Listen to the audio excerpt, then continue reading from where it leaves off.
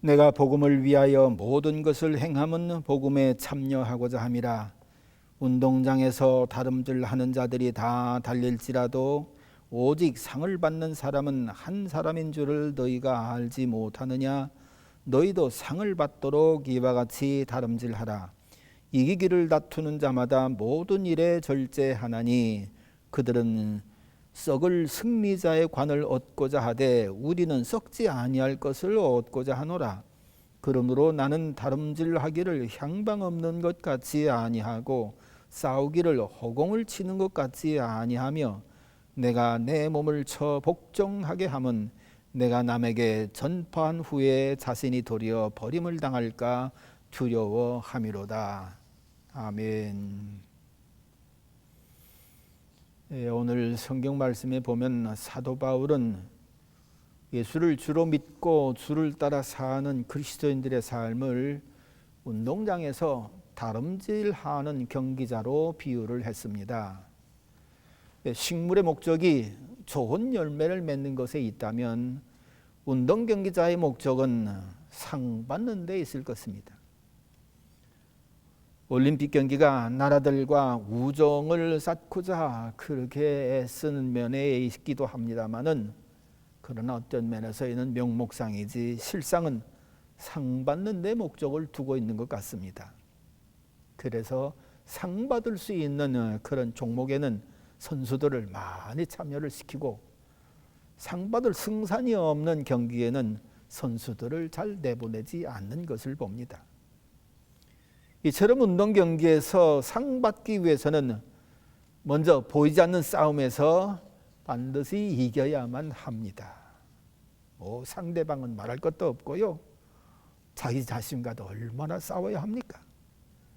두려움과 싸우고 불안함과 싸우고 경기장의 악한 조건들하고 싸우고요. 심지어 그날의 날씨와도 싸우고 자기 컨디션하고도 싸우고요. 심지어는 응원하는 상대방 응원단의 응원 소리 이런 것과도 싸우는 수많은 싸움을 하지 않습니까? 이런 싸움에서 이기기가 얼마나 힘든지요. 어떤 경우에는 과도한 훈련이 힘들어서 죽고 싶을 정도로 힘들어하는 그런 때도 있다고 합니다. 아시는 것처럼 황영조의 마라톤 선수 참 훌륭한 선수 아닙니까? 근데 이분이 일본 경기에 나가느라고 훈련을 하는데 하루에 2, 3회씩 무려 5시간씩 훈련을 했다고 합니다. 그런데 처음 4시간은요 뛰면은 정신이 오락가락할 것 같고 그 다음 지나고서부터는요 본능적으로 그렇게 뛴다는 것입니다. 뭐 눈에 크게 뜨는 것도 힘들고요. 그렇다고 감을 수도 없고 그냥 겨우 눈 뜨고 뛰면서 훈련을 하는데 속에서는요 언제까지 뛰어야 하나, 내가 왜 이 마라톤을 했나, 죽으면 편하겠지, 그런 생각도 들었다는 것입니다. 그래서 너무나 이 훈련이 힘들어서 참다 못해가지고 어느 때 달리는 트럭에 뛰어들었다는 거예요.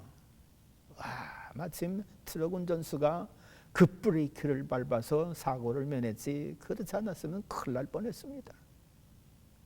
그런데도 이후에 2번씩이나 또 트럭에 뛰어들고, 그러나 그때마다 참 하나님이 도우셨는지 다 사고를 면하고 여하튼 간에 경기 당일 전까지 그렇게 훈련을 했다는 것입니다.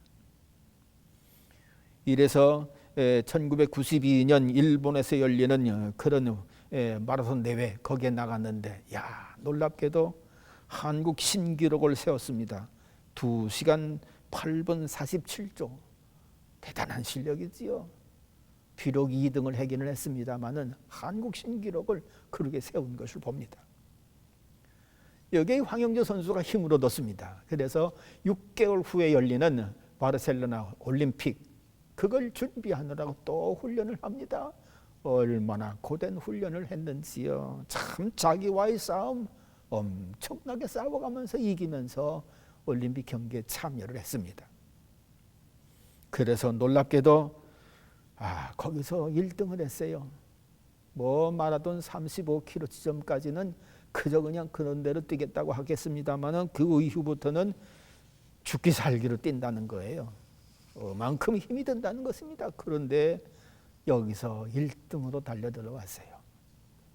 여러분 아시는 것처럼 마라톤 경기는 올림픽의 꽃 아닙니까? 경기 다 끝나고 폐막식 전에 수많은 관중들 다 모여 있는데 거기서 1등으로다가 이렇게 들어오니 얼마나 영광스러운지요. 모든 관중들이 일어나서 박수를 하고요. 정말로 그 엄청난 영광, 우승자의 영광을 누리는데 그 누림은 결국은 자기와의 싸움, 상대방과의 싸움, 환경과의 싸움, 이런 싸움에서 다 이겼기 때문에 그 엄청난 영광을 얻을 수가 있었다는 것입니다. 사도 바울은 예수님을 믿고 섬기는 삶을 이런 운동 경기자의 비유를 하고 있습니다. 이 고린도에서 멀지 않은 곳에서는 2년 혹은 4년에 한 번씩 축제가 열리는데 주로 운동 경기가 열렸다고 합니다. 이때는 철학자들도 모여서 토론을 하고 시도 쓰고 모든 운동 경기자들이 주자가 되어서 그 내용으로다가 여러 활동도 하는 그런 운동 경기, 이게 열린다고 하는 것입니다. 이를 본 사도 바울이 예수 그리스도를 믿는 사람들을 이런 운동 경기에 비유를 해서 본문 말씀을 이렇게 기록을 한 거지요. 이래서 이 싸움에 해당하는 이 운동 경기, 그리스도인들도 역시 영적인 싸움을 하는 그런 사람들이다, 그 뜻으로 운동 경기자의 비유를 한 거지요. 이래서 에베소 6장 12절, 이 영적 경기자는 통치자들과 권세자들과 이 세상의 주관자들과 하늘에 있는 악의 영들에게 대함이라. 참 그러니 이 그리스도인들의 영적 싸움이 얼마나 어렵고 힘들겠습니까? 특별히 사도 바울은 굉장한 그런 내적인 싸움을 싸운 것 같습니다. 왜 그렇습니까? 그는 하루아침에 예수를 믿는 사도가 되었거든요.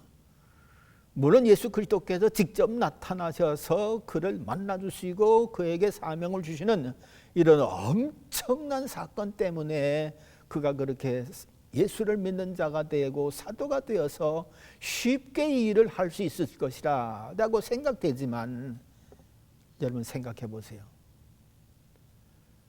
어제까지 교회를 핍박한 사람입니다. 어제까지 예수를 믿는 사람들을 원수처럼 여기던 사람입니다. 이런 사람이 어떻게 그들이 믿는 예수 그리스도를 전하는 일이 쉬울 수가 있겠느냐, 그런 얘기지요. 저거 속이는 것 아니야? 거짓돼서 그렇게 되는 것 아니야? 우리 또 포박하려고 유혹하려고 그렇게 저렇게 사도 노릇하는 것 아니야?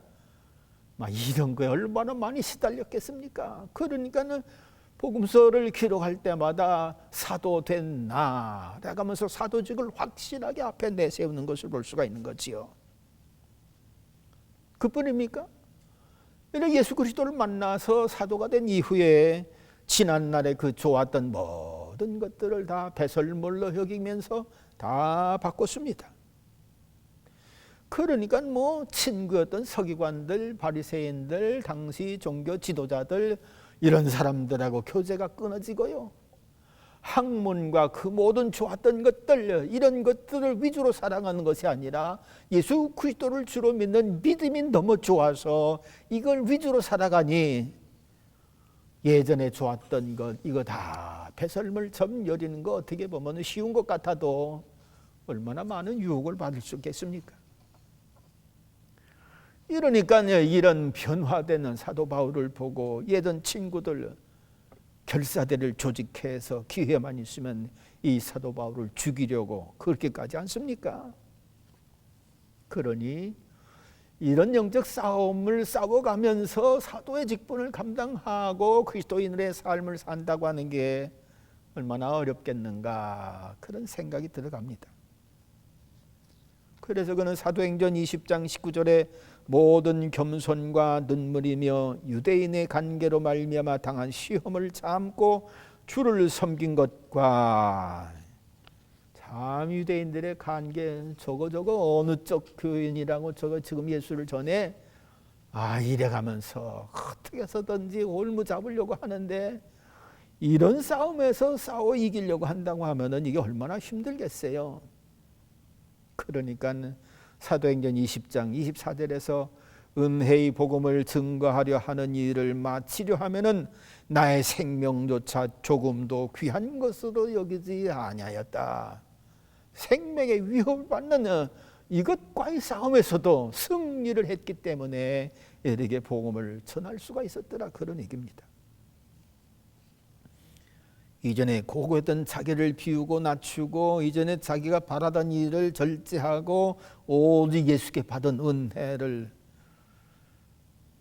목숨 걸고 지킨다고 하는 거, 그만큼 싸움이 심했다는 얘기라고 볼 수 있습니다.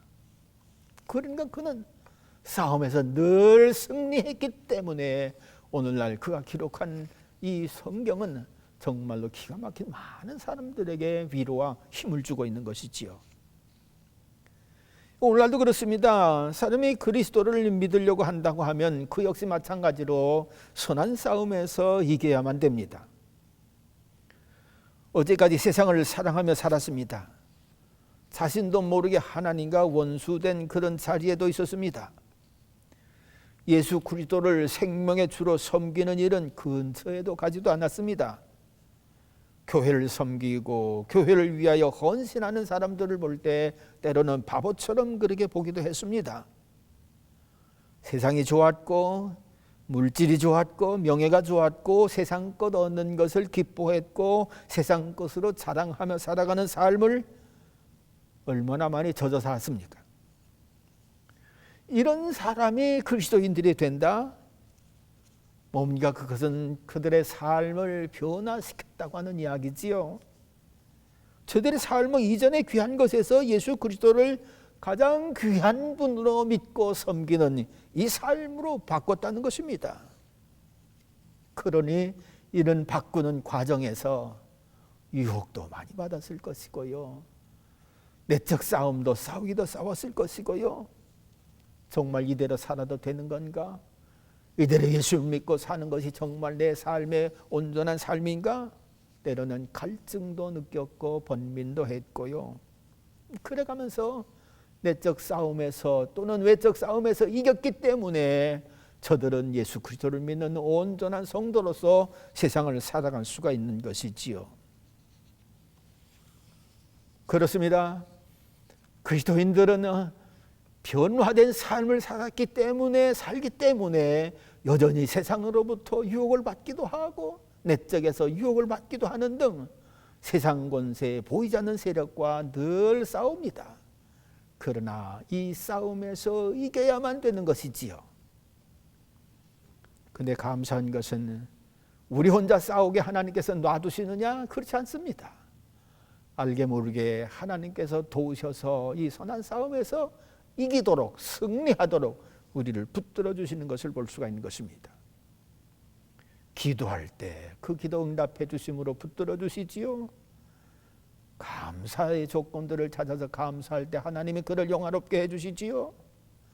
연약해서 하나님만 믿고 의지하고 하나님만 바라볼 때 하나님께 저의 힘이 되주시지요. 그래서 싸움에서 이기게 해주십니다. 여러분 잘 알지 않습니까? 사드락과 메삭과 아벳느고 그리고 다니엘, 이 네 청년이 바벨론의 포로로 끌려왔습니다. 이들이 귀족의 자녀된 것을 알고 있는 바벨론 왕 느부갓네살이 이들을 발탁을 했습니다. 그래가지고서 바벨론 학문을 배우게 하고 그 학문을 통해서 자기가 이용을 하고 써먹으려고 합니다. 그래서 이들을 잘 대접해 주려고 아주 고급 식사를 제공합니다. 왕이 먹는 그런 식사를 제공해 줍니다. 그거 참, 포로 주제에 왕이 먹는 식사를 대접받는다고 하는 거 얼마나 영광스러운 일이겠어요. 그런데 이들이 어떤 사람입니까? 하나님을 경외하는 참 신실한 그런 하나님의 백성입니다. 그 유혹받지 않겠어요? 그런데도 불구하여 그 싸움에서 이깁니다. 우리들은 왕의 산의 진미 다 우리에게 준다 한달지라도 우리 그거 먹을 수가 없습니다. 왜? 그거는 우상 앞에 드려진 제물이기 때문에 그걸 먹으면 우리가 부정하게 되는 것입니다. 하나님 앞에서 우리는 부정한 사람이 될 수가 없습니다. 한편으로다간 먹는 것에 대한 욕심, 건강에 대한 욕심, 그런 것들이 혹 있을 수도 있었겠지만 그런 거 다 물리치고 우리는 하나님의 백성입니다. 거룩한 백성입니다. 부정한 음식 먹을 수가 없습니다. 그래가면서 싸움에서 이깁니다. 우리 시험해 보시오. 열흘 동안 채식만 먹게 해보세요. 그래도 안 되면은 우리가 따르겠습니다. 그래가면서 시험을 했는데 열흘 동안 채식만 먹었는데요, 산의 진미 먹은 다른 사람들보다 거의 다 똑같하게 건강한 모습으로 그래가지고서 그렇게 허락받지 않습니까? 나중에는 하나님께서 도우셔서 저들이 금신상에 절하면은 그렇게 불구덩이에 던져 죽인다고 하는 그런 와중에도 그 믿음을 지키고 순전함을 지키고 선한 싸움에서 이겨서 우리가 불 속에 던져진다 할지라도 우리들은 금신상에 절하지 않겠습니다. 그랬더니 하나님께서 도우셔서 불 속에 던져졌는데 세상에 머리털 하나 상하지 아니하고 그대로 오히려 하나님의 살아계심을 증거하는 놀라운 일을 하지 않습니까? 이러므로 싸움이 있는 거 우리가 피할 수는 없지만 싸우고자 할 때 하나님께서 도우셔서 선한 싸움에서 우리를 이기게 하시는 줄로 믿습니다. 또한 이 경기자들을 보면은 목표를 아주 분명하게 바라보고 합니다. 저 앞에 골인 지점이 내가 갈 곳이다. 저 앞에 골대가 내가 찬 공을 넣어야 할 그런 목표다. 요즘 그 월드컵 저 예선 대회 하지 않습니까? 그거 보니까는요, 선수들 참 기가 막힙니다. 그렇게 열심히 뛰고 이리 공을 차고 저리 공을 차고 이 사람에게 패스하고 저 사람에게 패스를 하고 혼돈 가운데서 공을 서로 차지하려고 하고 그러는데도 불구하고 한 가지 저들이 꼭 지키는 게 있습니다. 골대가 어디 있느냐 이걸 꼭 바라보고 그 골대를 향해서 골 넣을 수 있는 그런 선수 쪽으로다가 계속 공도 패스하고 그쪽으로 몰고 가고 절대로 다른 데 눈을 돌리지 않습니다. 태클에 걸려서 넘어지는 한이 있어도요, 골대를 바라보고서요, 참 대단한 선수들의 모습을 보는데 힘들고 어려워도 자기가 넣어야 할 골대가 어디인지 목표가 어디인지 이것만을 확실하게 바라보는 메시, 그 사람 참 놀라운 사람인 것을 봅니다. 이리 패스하고 저리 패스를 받고 그런다 한다 할지라도 내가 공 차서 골 넣어야 할 때가 분명히 어디다, 그거 정확하게 파악하고 골인시키는 그런 모습 보니까는요, 참 위대한 선수다라는 생각이 듭니다. 마찬가지입니다. 우리 그리스도인들 정말로 우리의 목표 지점이 어디인지 우리는 확실하게 내다보아야 할 것입니다. 우리는 살아가는 동안에 때로 버림을 받는 것 같이 고통스럽기도 합니다. 매를 맞는 것 같이 아프기도 합니다. 때로는 머저리 같은 그런 취급을 받기도 합니다.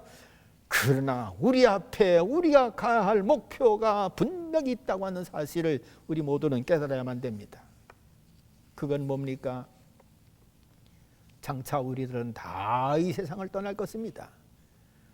푸틴도 떠날 것이고 또 김정은도 떠날 것이고 지금 중국에서 또 그냥 막 여기저기 데모가 일어나고 시진핑 물러가라 막 그렇게 데모들이 참 막 일어나고 있는데 시진핑도 또 떠나갈 것입니다. 성경 히브리서 9장 27절 사람이 한 번 죽는 것은 정하신 이치라 이후에는 심판이 있을 것이다. 그건 아무리 기가 막힌 삶을 살았다 한다 할지라도 언젠가는 다 세상을 떠나서 하나님 앞에 선다는 것입니다. 이게 목표입니다. 근데 어떻게 됩니까? 믿지 않는 사람들은 요한복음 8장 44절에 보면은 마귀의 자손이기 때문에 마귀의 자손으로 하나님 앞에 설 것이고, 믿는 사람들은 하나님의 자녀이기 때문에 하나님의 자녀의 신분으로 하나님 앞에 설 것입니다. 그때 하나님의 심판이 어떠합니까? 마귀의 조선은 영원히 꺼지지 않는 지옥불로 던질 것이고요, 하나님의 자는 예수 그리스도와 함께 영원한 영광의 자리에 나가도록 그렇게 구원해 주시지 않습니까? 그렇기 때문에 오늘 우리가 바라보는 이 현상은 사실은 현상일 뿐이지 실체는 아닙니다. 우리의 실체는 눈에 보이지 아니하는 하나님의 나라에 있는 것입니다. 거기에 우리가 반드시 가야 할 것이고 그걸 바라보면서 오늘의 삶을 살아야만 될 것입니다. 어느 대학생이 있었습니다. 이 대학생은 아주 공과대학을 다니는 토목공학과 그런 학생입니다.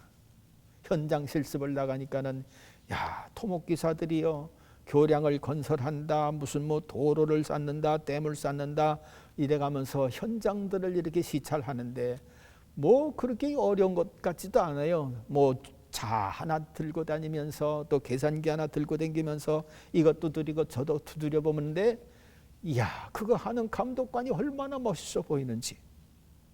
그래서 이 대학생은 나도 저 감독관처럼 훌륭한 토목기사가 되리라.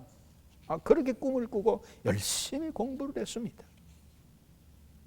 그러던 어느 날 성경을 읽는데 베드로후서 3장 10절 주의 날이 도적같이 오리니 그날에는 하늘이 큰 소리로 떠나가고 물질이 뜨거운 불에 풀어지고 땅과 그 중에 있는 모든 일이 드러나리라. 이 모든 것이 이렇게 풀어지리니 너희가 어떠한 사람이 되어야 마땅하냐. 거룩한 행실과 경건함으로 하나님의 날이 임하기를 바라보고 간절히 사모하라. 이 말씀을 읽는데 머리에 번개가 번쩍하는 듯이 치는 게 있었습니다. 아니, 그러면 내가 토목기사가 돼서 아무리 훌륭한 교량, 아무리 훌륭한 건축물, 아무리 훌륭한 다리 그런 거 다 만들었다 한다 할지라도 이후에 이런 것들이 다 무너질 것 아니냐? 그러면은 나는 지금 그 무너질 것, 그걸 위해서 내 인생을 지금 허비하고 있는 것 아니냐? 그렇다면 무너지지 아니한 내 인생을 어떻게 살아갈 거냐 생각할 때 하나님의 나라 이것만큼 무너지지 않는 것이 없더라는 것입니다. 그래서 그래, 하나님의 나라를 위해서 일하자. 하나님의 나라를 위하여 일하는 것이 뭘까? 예수 그리스도를 믿고 그 믿음을 확산시켜가면서 이 땅에서 하나님의 백성들을 만들어내는 것들이 하나님 나라를 위하는 것이다. 이래가지고서요 내비게이터 선교회를 만들어가지고 수많은 사람들을 하나님 앞에 인도하는 그 일을 하지 않습니까? 셋째로 경기자들은 법대로 해야만 됩니다. 여러분, 법 없는 경기, 세상에 그런 경기 하나도 없습니다. 무법천지지요. 아마 심판 없으면 월드컵 난장판이 될 겁니다. 뭐 어깨로 치고 팔뚝으로 치고 다리 걸고 넘어뜨리고 심판 없으면 월드컵이 아니라 이건 깡패판이 될 거예요. 아마 법대로 하는 것에 대한 철저한 규칙이 놀랍게도 흥미있게 만들고 흥분하게 만들고 더 사람들의 관심을 집중시키고 더 영광스러운 자리에 나아가게 하는 것을 볼 수가 있는 것이지요. 그러나 분명한 것은 사도 바울은 그렇게 말합니다. 아무리 그렇게 해서 영광스러운 면류관을 세상 경기에서 땄다 한다 할지라도 그것은 다 가치 없는 것이다. 무엇과 대비해서 이외에 하나님의 나라에서 믿음의 백성들에게 씌워주시는 의의 면류관, 이거에 비하면 세상 면류관은 아무리 월드컵을 10번씩이나 해서 얻는 그런 면류관이라 한다 할지라도 그런 것들은 썩어질 면류관이지만 하나님의 나라에서 우승자에게 받는 면류관은 영광의 면류관, 썩지 아니할 면류관. 이런 면류관을 받기 위해서 하나님의 약속의 말씀대로 살아가야만 된다는 것입니다. 이렇기 때문에 사도 바울은 제 마음대로 복음을 전하지 않았습니다. 언제나 하나님의 뜻대로 성령이 인도하는 대로 복음을 전했습니다. 자기는 아시아로 가서 복음을 전하고 싶은데 성령께서 아니다, 마게도니아로 가라. 그러면은 마게도니아로 갔습니다. 몸은 피곤하고 병들어서 이리 넘어지기도 하고 저리 넘어지기도 하는데 아픈데도 불구하고 성령께서 말씀을 전하라 하면은 또 에베소로 가서 복음을 전하고요. 하나님께서 왜 내 병 고쳐주시지 않습니까? 그렇게 원망할 틈도 없이 하나님이 복음을 전하라고 하니 그 아픈 몸을 가지고도 끝까지 복음 전하는 일, 심지어는 감옥에서조차도 복음을 전하는 그런 일을 하지 않습니까? 하나님의 뜻을 따르는 것이기 때문에. 이 그리스도인들은 제 마음대로 사는 사람이 아닙니다. 하나님을 사랑해서 하나님의 법대로 살고요, 하나님을 기뻐해서 하나님의 뜻대로 살고요, 말씀대로 살아가는 이 진리를 따라 사는 사람들, 이런 사람들이 최후 면류관도 승리의 자리로 나아갈 수가 있는 것입니다. 뭐 그렇습니다. 우리 모두 다 법대로 사는 거 불편해하지 않아요? 어떤 때는요, 자동차 타고 도로 나갈 때 아이고 저 속도 제한 표시 그것도 좀 없었으면 좋겠어요.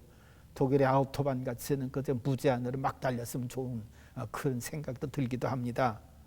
신호등도 좀 없었으면 좋겠고.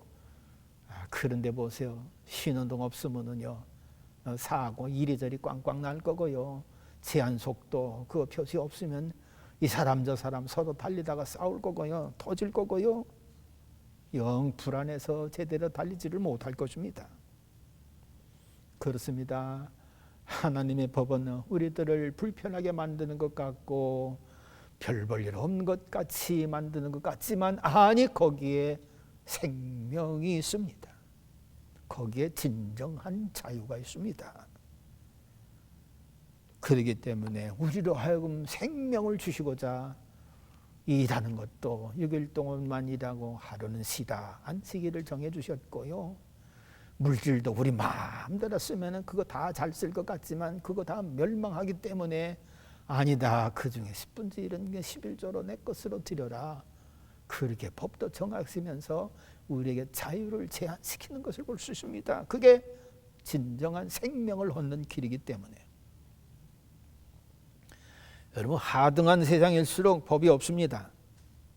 아유, 뭐 멕시코 전에 한번 선교여행 갔더니만 이게 참, 거기 선교사님 하는 얘기가 자기들 이렇게 들어올 때 뒤에서 몇 사람이, 등치 큰 사람이 뒤로 오더니만 팔로 그냥 어깨를 촥, 발 밑을 이렇게 끼더니만 번쩍 들더라는 거예요.